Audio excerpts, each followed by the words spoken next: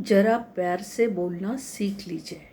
तो ये जो गज़ल है, तो हमने देखा था कि हमारी बात, हमारी वाणी कितनी मीठी होनी चाहिए, हमारी वाणी क्यों मीठी होनी चाहिए, ये कवि ने हमें बताया था कि मीठी वाणी के क्या फ़ायदे होते हैं और हमें कब चुप रहना है, हमने कब बात करनी है। इन सब बातों के बारे में कवि ने इस कविता में कहा है।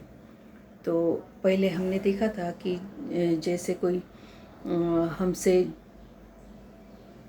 झगड़ा करता है या कभी कभी किसी के साथ हमारी तू मैं हो जाती है, तो अपने आप पर संयम रखना ज़रूरी है। मगर इसका मतलब ये भी नहीं कि हमेशा ही हम चुप रहेंगे। हमें कभी कभी बोलना भी चाहिए।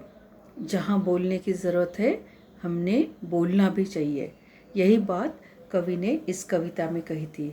तो पहले पार्ट में हमने देखा था कि यहाँ तक देखा था कि वाणी में शहद घोलना सीख लीजिए, ज़रा प्यार से बोलना सीख लीजिए। चुप रहने के यारों बड़े फ़ायदे हैं, ज़ुबां वक्त पर खोलना सीख लीजिए। कुछ कहने से पहले ज़रा सोचिए, ख्यालों को खुद तौलना सीख लीजिए। तू तड़ाक हो या फिर हो तू मैं, अपने आप को टोकना सीख लीजिए। अब हम चलते हैं आगे के कविता में, आगे के पार्ट में, पार्ट 2 में। पटाखे की तरह फटने से पहले रोशनी के रंग घोलना सीख लीजिए। कटु वचन तो सदा बोते हैं कांटे, मीठी बोली के गूल रोकना सीख लीजिए। बात बेबात कोई चुभने लगे तो बदलकर उसे मोड़ना सीख लीजिए। ये किसने कहा होठ सीख कर के बैठो, ज़रूरत पे मुंह खोलना सीख लीजिए। यहाँ पर इसका मतलब ये होता है कि अगर ऐसी परिस्थिति निर्माण होती है कि एक दूसरे पर हमें गुस्सा आता है, बहुत क्रोध आता है, और जिस वक्त हमें क्रोध आता है और या फिर गुस्सा आता है, हम चिढ़ते हैं, उस वक्त हमारा संयम जाना नेचुरल होता है। कोई भी, हम इंसान हैं, हम कोई भगवान नहीं है। तो क्या होता है कि ऐसी परिस्थिति में हम दूसरों के ऊपर बरस पड़ सकते हैं, गुस्से में कुछ ज़्यादा कह सकते हैं। तो अगर यहाँ पर एक दूसरे को हमें गुस्सा आता है तो हमने क्या करना चाहिए, प्यार से उस बात को कंट्रोल में लाना चाहिए। अब जहाँ पर गुस्सा होता है वहाँ पर नफ़रत होती है। तो अगर समझो सामने वाला बहुत चिढ़ता है, बहुत गुस्से में है और हमें वो बहुत कुछ कह रहा है, तो ऐसे वक्त पर अगर हम उसे बहुत शांति से उत्तर देते हैं तो उसका गुस्सा एकदम ठंडा हो जाता है। आप करके देखो, अगर कहीं आपको ऐसा अनुभव आता है कि आपके साथ कोई बहुत चिढ़कर बात कर रहा है, बहुत गुस्से से बात कर रहा है, और अगर आपने उसे एकदम शांति से जवाब दिया तो वो आगे कुछ बोल ही नहीं पाता है। वो बहुत गुस्से के मूड में है, झगड़े के मूड में है, मगर अगर आपने उसे शांति से उत्तर दिया तो वहीं के वहीं वो एकदम चुप बैठ जाता है और वो जो झगड़े की जो परिस्थिति है वो ख़त्म हो जाती है। तो इस प्रकार कवि क्या कहते हैं कि जहाँ क्रोध की परिस्थिति होती है या दूसरे पर क्रोध में फट पड़ने की परिस्थिति होती है, वहाँ पर हमने प्यार का प्रकाश डालना चाहिए।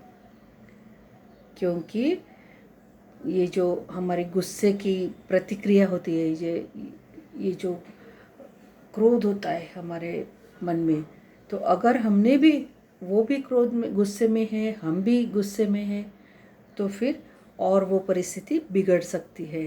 अगर दोनों ने सिर्फ क्रोध से ही बात की, गुस्से से ही बात की, नफ़रत से बात की, चिढ़कर बात की, तो वो बात और भी बिगड़ सकती है। और जो बात अच्छे से हो सकती है वो हाथ से निकल जा सकती है। तो हमने एक बात हमेशा याद रखनी है कि कड़वी बोली जो होती है, जो हम बात करते हैं, कभी कभी हम गुस्से में आकर ऐसा कुछ वाक्य बोल देते हैं कि उससे हमारे संबंध हमेशा के लिए बिगड़ सकते हैं। हो सकता है वो हमारे रिश्तेदार हों, या हो सकता है कि वे हमारे अच्छे मित्र हों। तो हम जब बात करते हैं तो बहुत सोच समझकर हमने बात करनी है। हमने कड़वी बोली नहीं बोलनी है। हम एक वाक्य बोल देंगे और उसका नतीजा हमें ज़िंदगी भर भुगतना पड़ेगा। तो हो सकता है कभी कभी हमारे एक वाक्य से दूसरा जो हमारे सामने वाला व्यक्ति होता है उसे इतनी ठेस पहुंच सकती है कि कभी कभी ऐसे कई प्रसंग देखे होंगे तुमने कि कोई कुछ बात कह देता है और सामने वाले पर उसका इतना असर होता है कि कभी कभी वो अपने वो जो बात सामने वाला कहता है वह उसे खाए, सालों साल वो अपने मन ही मन खाई जाती हैं। तो इसलिए हमने कोई भी बात कहने से पहले सोचना चाहिए कि अगर हम उसके जगह पर होते तो हमें कैसे लगता था। तो इसलिए हमारी जो बोली होती है वो मीठी होनी चाहिए। और कटु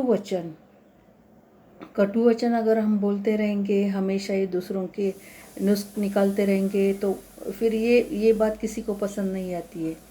तो कटु वचन एक ऐसा बीज है जिसका फल हमें कांटों के रूप में ही मिलता है। कटु वचन में कभी भी अच्छा फल नहीं मिलता है, मीठा फल नहीं मिलता है। तो इसलिए हमें एक बात हमेशा ध्यान रखनी है कि हमें कटु वचन नहीं बोलने हैं। हम जो बात करते हैं वो मीठी होनी चाहिए, सामने वाले को वो बात अच्छी लगनी चाहिए। तो ये बहुत ज़रूरी है कि हम अपनी बात किस प्रकार करते हैं। तो आज से हम सोचेंगे कि हम अपनी बात मीठी रखने की कोशिश करेंगे। कभी कभी हमेशा ये बात अपने प्रैक्टिकल में लाना, अपने जीवन में लागू करना मुश्किल हो जाता है, मगर हम कोशिश ज़रूर कर सकते हैं। अगर हमें एक बार शुरुआत में हमें मुश्किल लगेगा, मगर बाद में हम धीरे धीरे मीठा बोलना सीख जाते हैं। शुरुआत में हमें नहीं आता है मीठी बोली में बात करना, मगर अगर हमने मन में ठान ली कि हम बोल सकते हैं, हम मीठी बोली बोल सकते हैं। कोई ज़रूरी नहीं है हम हमेशा कड़वा ही बोलें, दूसरों के नुस्ख निकाले, किसी को भी ये बात कभी भी पसंद नहीं आएगी कि हम दूसरों के बारे में सदा ही ऐसे नेगेटिव बातें बोलते रहेंगे कि जो सामने वाले को बिल्कुल पसंद ना आए। तो कोई भी किसी को भी हम अच्छे नहीं लगेंगे। तो हमें याद रखना है कि हमें दूसरों से मीठी बोली में ही बात करनी है। कभी कभी ऐसे होता है कि बात करते करते ऐसा कोई प्रसंग आ सकता है कि जिसमें किसी की बात आपको या आपकी बात दूसरों को खटकती है, पसंद नहीं आती है। तो इस वक्त क्या हो सकता है, वो जो बातों का रुख है वो अलग मोड़ ले लेता है। तो जब बात करते करते करते बिना बात की जो बात से क्या होता है, परिस्थिति बिगड़ सकती है। और जब ऐसी परिस्थिति आती है तो हमें ये आना चाहिए कि हम किस प्रकार प्यार से मोड़ लेकर अपने उस परिस्थिति को सही रास्ते पर लाएं। तो कवि यही कहना चाहते हैं कि अगर बिना बात के अगर हमें कुछ किसी की बात अच्छी ना लगे या हमारी बात उसे अच्छी ना लगे तो इस बात का तुरंत हमें पता चलना चाहिए और उस परिस्थिति को हमने कंट्रोल में लाना चाहिए। मतलब हमने इस प्रकार बात करनी चाहिए कि सामने वाले को वो जो हम जो जिस विषय पर बात कर रहे हैं उस विषय को हम अच्छी तरह से नया मोड़ दे दें जिससे परिस्थिति ना बिगड़े और हमारी बातें जो है वो नॉर्मल तरीके से चलती रहें। तो कवि हमें बहुत अच्छी अच्छी बातें इस कविता में सिखा रहे हैं। अगर हम उसे अपने जीवन में लागू करेंगे तो हम काफ़ी हद तक खुश रह सकते हैं और ये बड़ी मूल्यवान चीज़ कवि हमें समझा रहे हैं। अब आखिरी इसमें चलते हैं हम। आखिरी 2 कविता की पंक्तियों में ये बताया है कि ये किसने कहा होंठ सीकर के बैठो, ज़रूरत पे मुंह खोलना सीख लीजिए। तो कवि ये भी नहीं कह रहे हैं कि झगड़ा ना होने के लिए आप एकदम चुप ही बैठो। कवि ये बिल्कुल नहीं कह रहे कि तुमने हमेशा चुप बैठना है। यहाँ कवि क्या कह रहे हैं कि ऐसा किसी ने नहीं कहा है कि तुम होठ सील कर के बैठो, होठ सील कर बैठो। अब होठ सील कर बैठना मतलब कुछ नहीं बोलना। तो कवि ऐसा भी बिल्कुल नहीं कह रहे हैं कि तुम झगड़ा ना हो या परिस्थिति ना बिगड़े इसके लिए तुम एकदम चुपचाप बैठे रहो। ये कवि बिल्कुल भी नहीं कह रहे हैं। कवि क्या कह रहे हैं, अगर तुम्हें बोलने की ज़रूरत है वहाँ पर तुमने मुंह खोलना ही है। तुमने वहाँ पर अपनी बात सामने वाले को समझानी है। कई बार क्या होता है, हम बिल्कुल भी गलत नहीं होते हैं, मगर जब हम चुप बैठते हैं तो सामने वाले को ये गलतफहमी हो जाती है कि अरे इनकी कुछ गलती है। तो इसलिए हमें कभी भी चुप नहीं बैठना है। हमें अपनी बात साफ साफ कह देनी चाहिए। पर जैसे ऊपर की पंक्तियों में कवि ने कहा है कि परिस्थिति जो है वो बिगड़ ना जाए। परिस्थिति ना बिगड़ने के लिए हमने अपना मुंह बंद करके नहीं बैठना है। तो हमने जहाँ जहाँ ज़रूरत है वहाँ पर अपनी बात समझाना भी ज़रूरी है। तो ये बहुत अच्छी बातें कवि ने हमें इस कविता में कही हैं कि हम इससे कई बातें सीख सकते हैं। इस कविता में से हम क्या क्या सीख सकते हैं? इस कविता में से हम सीख सकते हैं कि हमारी वाणी जो होती है वो हमेशा मीठी रखनी चाहिए। हमने प्यार से बोलना सीखना चाहिए। कई बार अगर हम प्यार से बात करते हैं तो हमारे काम बहुत आसानी से हो जाते हैं। तो इस बात का ध्यान रखना है कि हमें प्यार से लोगों के साथ बात करनी चाहिए, फिर वो कोई भी हो, फिर वो अमीर हो गरीब हो। जो अपने घर के कचरा उठाने वाले लोग आते हैं उनके साथ अगर हम प्यार से बात करते हैं, जो हमारे घर में काम करने वाले लोग होते हैं उनके साथ अगर हम प्यार से बात करते हैं तो उसका नतीजा बहुत अच्छा होता है और लोगों को भी खुशी मिलती है। अगर लोगों को खुशी मिलती है हमारी बात से तो क्यों ना हम लोगों को खुशी दें। और लोगों को अच्छा लगता है, अपनी बात सुनने के लिए लोगों को अच्छा लगता है। और हमने क्या सीखा कि वक्त पर ही अपनी ज़ुबान खोलनी चाहिए। जहाँ बात करनी ज़रूरी है वहीं पर बात करनी चाहिए, नहीं तो चुप बैठना है। फिर जब हमारी तू मैं होती है उस वक्त हमें आपको सही रोकना ज़रूरी होता है।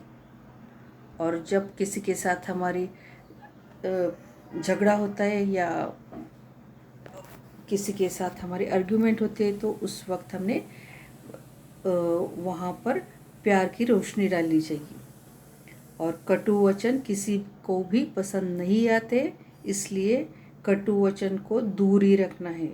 और कटु वचन के फल कभी भी अच्छे नहीं आते, इसलिए हमने वो कटु वचन बोने ही नहीं है। लगाने ही नहीं। जैसे कोई सीड लगाते हैं ना, हम बीज लगाते हैं, वैसे ये कटु वचन हमने कभी बोने ही नहीं है।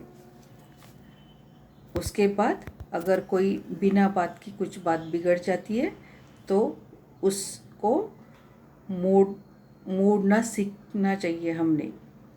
उसे सही ट्रैक पर लाना ज़रूरी होता है, और जहाँ ज़रूरत होती है वहाँ पर मुंह खोलना ज़रूरी होता है। वहाँ पर हमने अपने होठ सीकर नहीं बैठना है। तो ये सभी बातें कवि ने हमसे कही है, और हम कोशिश करेंगे कि ये हम हमारे जीवन में लागू करेंगे और उससे अनेक फ़ायदे उठाएंगे। और सचमुच इसका अनुभव करके देखो, ये जो कविता में कवि ने हमें इतनी सारी बातें सिखाई है, वो अपने जीवन में लागू करो और खुद को भी खुश रखो और दूसरों को भी खुशी दो, और इस प्रकार सबके मित्र बनो।